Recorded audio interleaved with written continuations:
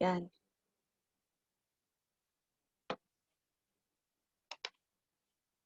So, game na tayo sa merchandising.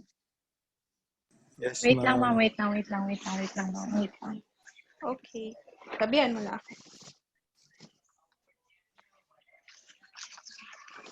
Okay na, ma'am. Ready na. Ready? So, sino Yes, makabigay ng entry ng transaction number 1 under Rar. perpetual?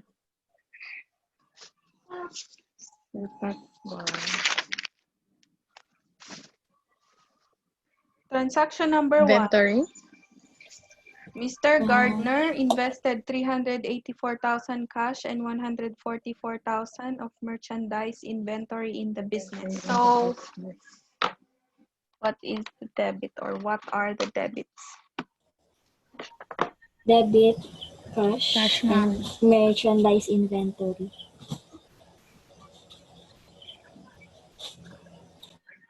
Yan.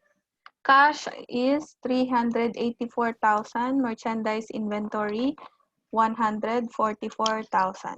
Okay? And then credit, capital. Capital.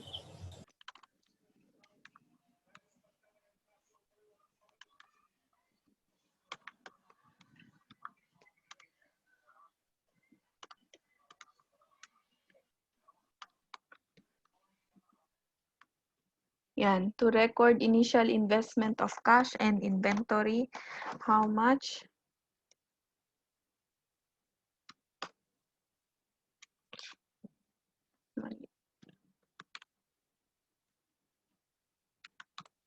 $528,000. Then the same entry sa periodic inventory system.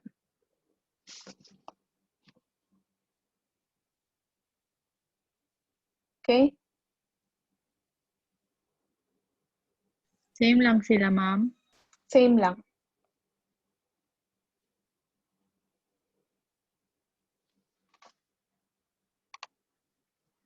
Magkakaiba lang tayo sa both systems pag there's a purchase and there's a sale. Kasi ibang account ang ginagamit. Okay? So for June 3, ano yung transaction?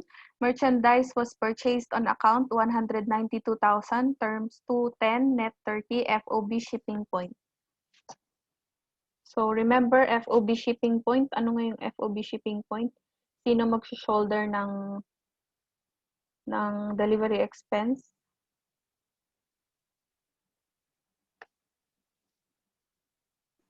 Buyer, ma'am? Yeah, buyer. Pag FOB shipping point, the buyer will shoulder the delivery charge. If FOB destination, the seller will shoulder the delivery charge. So the entry for June 3, ano? Under perpetual inventory system. Debit, Debit, merchandise inventory. merchandise inventory. How much? 192,000. 92,000. Credit, Accounts payable. purchased on account. So accounts payable. 192,000. Okay, so to record purchase of inventory on account, then ilagay nyo yung terms 210, net 30, FOB, shipping point. Okay? Then for periodic, ano yung entry nyo sa periodic, under periodic? Dito, iba na yung entry nyo. Ano yung debit?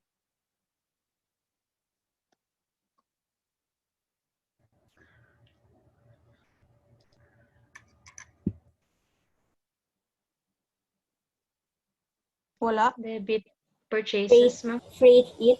Freight in.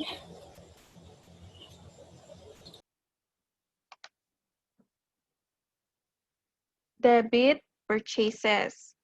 Purchases. Remember, di ba, periodic. Remember sa assignment, sa lecture nyo last week. Under periodic,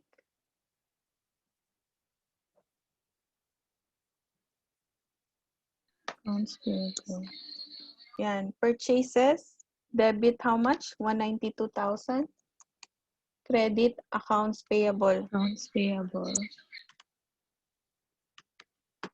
Kasi on account.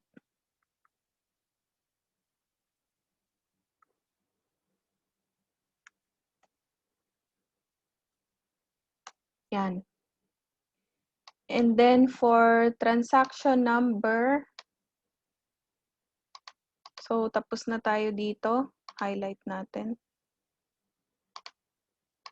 Tapos na dito. And then on June 4, paid freight on the June 3 purchase, 5,280. So June 4, since FOB shipping point, buyer siya ang nagbayad ng freight or delivery charge. So under perpetual inventory system, what is your entry? Debit, Merchandise inventory po, ma'am. debit merchandise inventory under perpetual. Credit,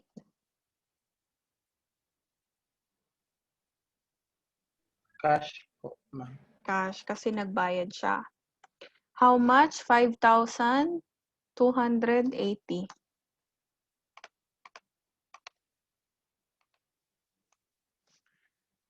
And then, yung copy na lang natin. So, your entry under perpetual is debit merchandise inventory, credit cash. Remember sa lecture nyo, you will not use freight in account under perpetual inventory system for the delivery charge. You will add the cost of delivery to your inventory. So it's like, because the cost of your inventory should add the additional cost of bringing the inventory to its current state, current condition or state. From the moment na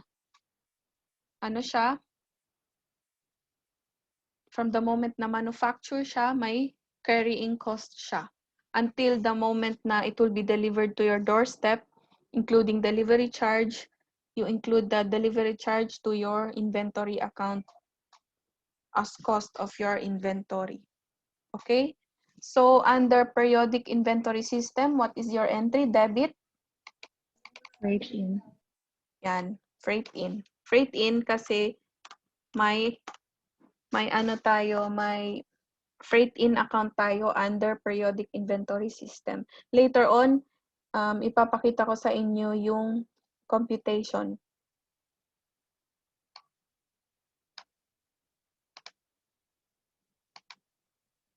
Yung computation, okay? Yan. Credit, cash, same lang.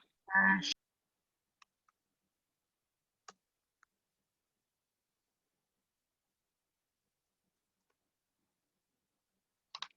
And then, next transaction. On June 7, merchandise was purchased on account 96,000 terms to 10 net 30 FOB destination.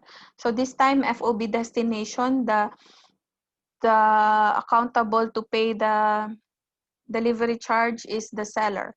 So what is your entry under perpetual inventory system? Debit,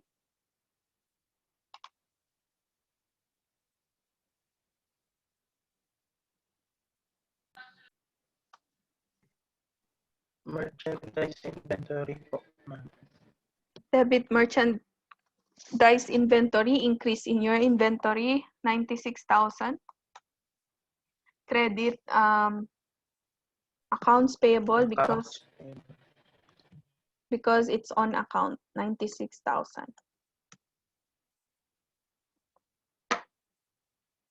So same.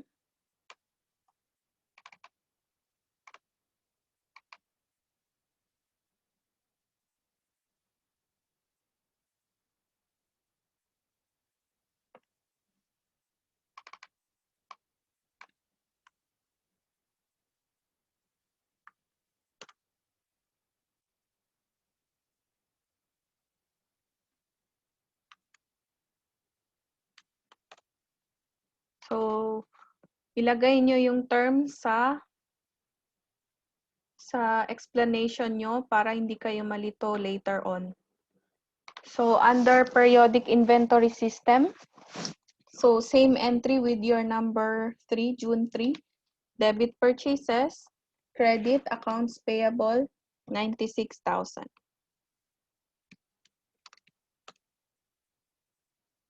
$96,000.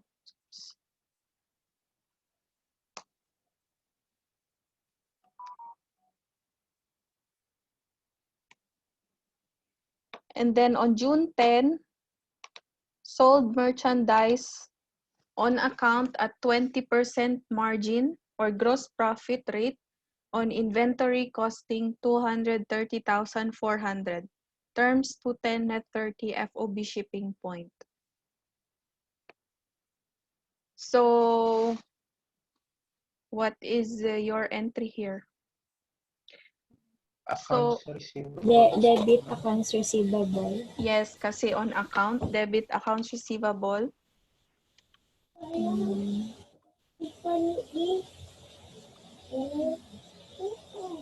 How much? Compute natin. Sinabi dito, 20% margin or gross profit rate on inventory. So, if gross profit, pag sinabing gross profit or gross margin, you will multiply 20% to the selling price.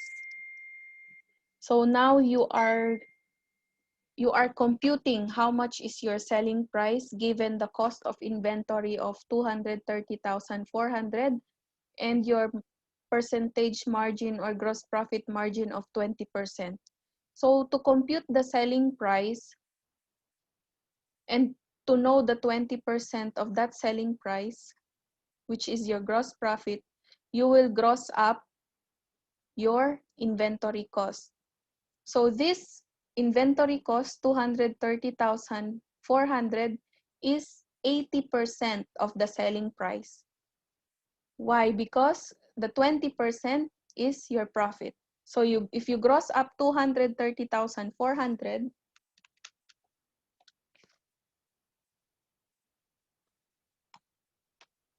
multiplying the percentage of the inventory cost, which is 80%, your selling price is 288,000 pesos.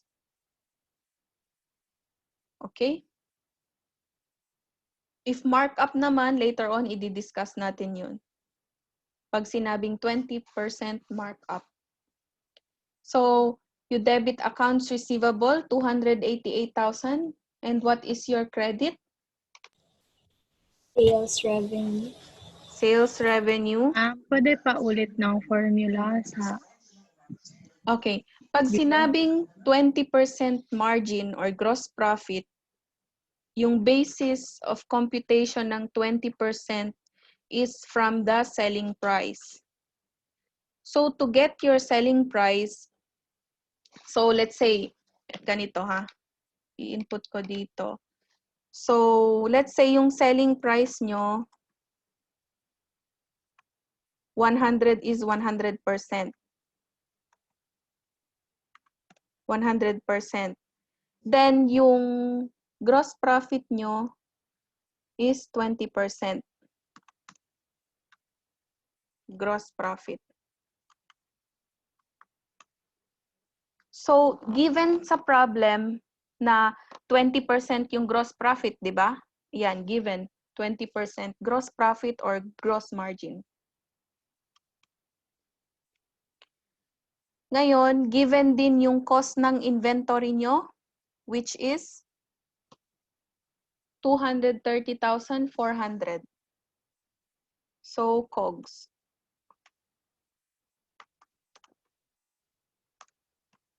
Inventory or goods. So, ngayon, since 100% yung selling price nyo, ang value ng inventory or goods nyo is 80%. So, ganun siya. So, to get your selling price, you will gross up your cost of inventory. Gross up nyo siya ngayon. Ganyan na lang.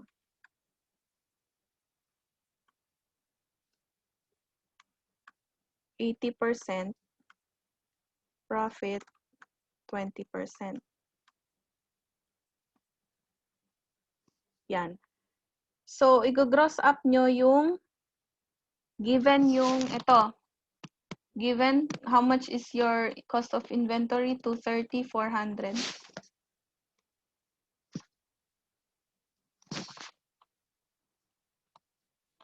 Yan. Since 80% siya, to get the gross of 80%, di ba sa math nyo, i-divide nyo to divided by 0.8 or 80%.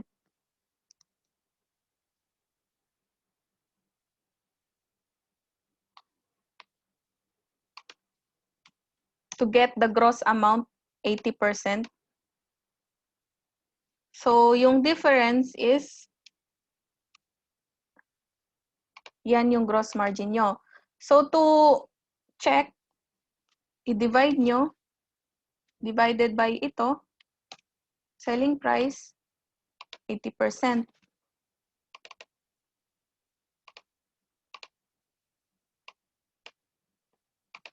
Ito, divided by selling price, 20%. So, ganun nyo siya ma-check. Nagets nyo ba? Yes, ma'am. Thank you. Yan. So, i-gross up nyo yung cost ng inventory by its percentage sa selling price. So, since given na 20% yung gross profit, means 80% yung cost ng inventory. So, to gross up, to get the selling price, you will divide by 80%. So, ganun. Yan yung para sa margin. And then, what else will be your entry under perpetual? Kasi di ba dapat dalawa yung entry. Cost of sales po, ma'am. Debit. Tapos merchandise inventory credit. Okay, 210. Net, complete ko lang. Net 30. FOB shipping point.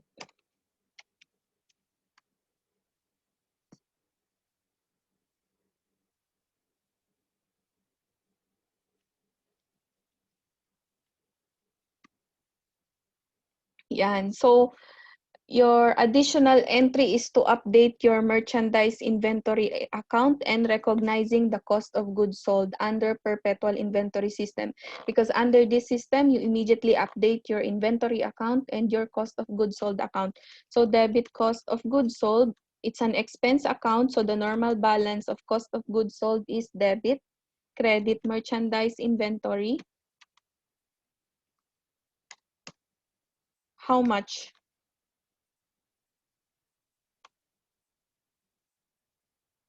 $230,400. Yan. Yan yung cost ng inventory based dito sa computation natin or based din sa given ng problem, 230,400. Okay? So, i-credit nyo na yung inventory kasi wala na siya on hand sa inyo. Naibenta nyo na sa client. So, ngayon, tatanggalin nyo na siya sa books and you will recognize it as an expense. Okay? To record cost of merchandise inventory sold at 20%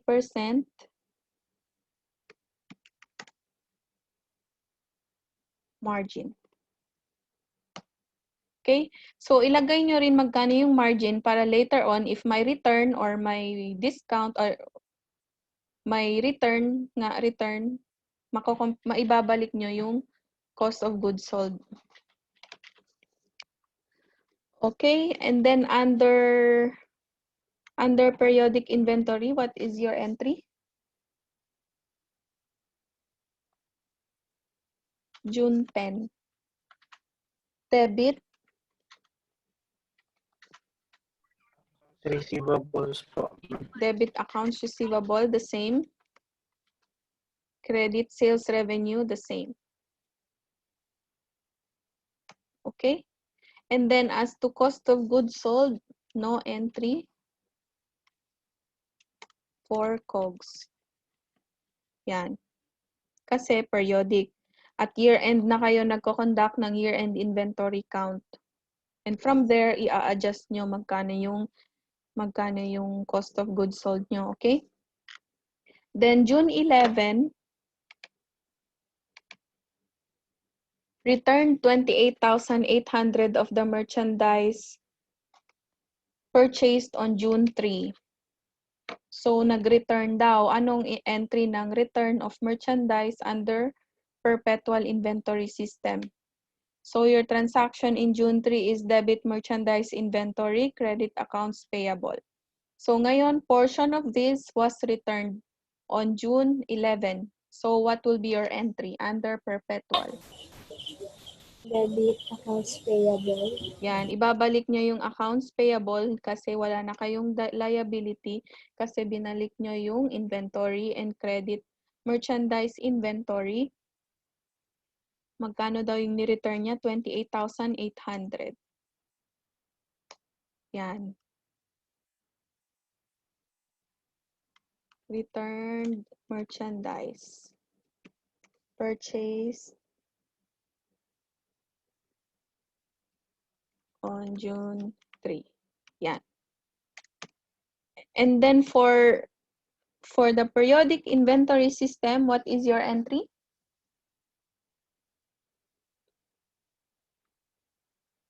So same amount, 28. Accounts payable. Accounts payable and your credit. Purchase return. Yes, purchase returns and allowances. So take note, iba na naman yung account na ginamit on both systems. Under perpetual, you use merchandise inventory account. Under periodic, you use purchase returns and allowances. Okay? So next transaction, 4 minutes na lang. Putol-putol na. Next transaction, paid the amount due on the purchase of June 3. So remember, you bought on June 3, 192,000 worth of inventories. And then your terms is 210 net 30. So remember, yung terms 210 net 30, pasok pa ba sa discount period nung binayaran nyo siya? So June 3, 4, 5, 6, 7, 8, 9, 10, 11, 12. Pasok. Kasi 10 days. Within 10 days, binayaran mo siya. So may discount ka dyan. So what is your entry on June 12? Debit. Accounts payable. Yan. Kasi babalik nyo na babayaran nyo na yung seller ng inventory sa inyo. How much na lang? Yan, 192,000, di ba? 192,000 and then remember may binalik kayong inventory amounting to 28,800. nung June 11. So,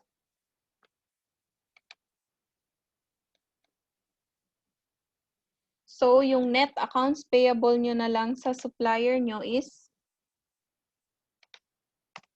163,200. And then credit cash kasi babayaran nyo siya. And then what's another credit?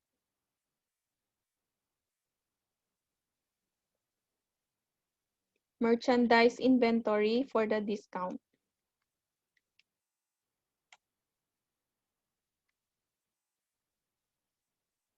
How much? How much yung discount? So, 2%.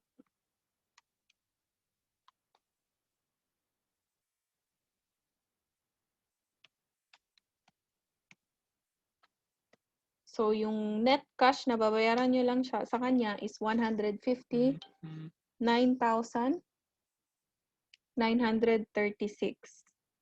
So, your explanation is paid the amount due on the purchase of June 3 within the discount period. Yan. And then for under periodic, what is your entry? Same debit accounts payable. Credit cash. And what is the other credit? Purchase.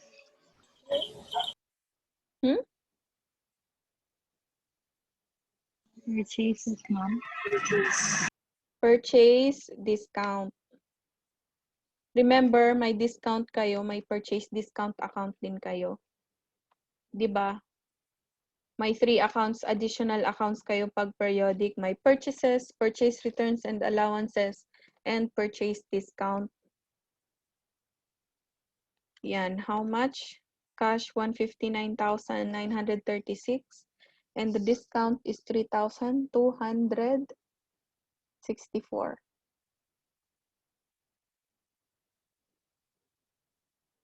Okay, so remember, pag may under perpetual, pag may return, may discount, you debit or you credit the merchandise inventory account. Under periodic, if may return and discount, you credit purchase returns and allowances and purchase discount instead of inventory or purchase